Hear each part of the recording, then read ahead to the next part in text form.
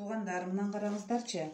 Мен мынау Ариэль, Мив, мына Биалан деген порошокторду каяктан чыгат, каерден чыгарылат деп ушунчалык ойлонот болчумун.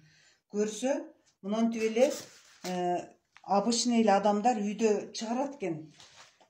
Биз мына үйдө өтө көп жылдан бери квартирага берип текшербейт болчубуз.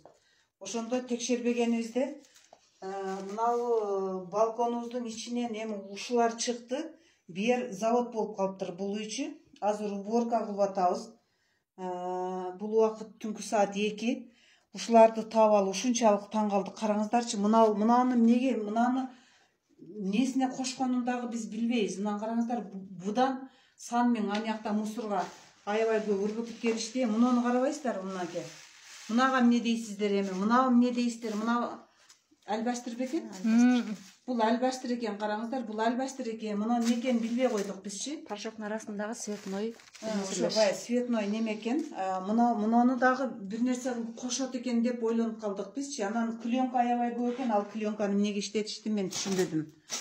Кыскасы бир эле нерседен 3 порошок чыгарып атышыптыр. Бул жакта болсо толтура пакеттери бар. Мына Биалан, мына Ариэльдер толтура таап алып биз таң калып отурабыз. Аябай көп. Мына бир порошоктон 3-4 порошок чыгарат.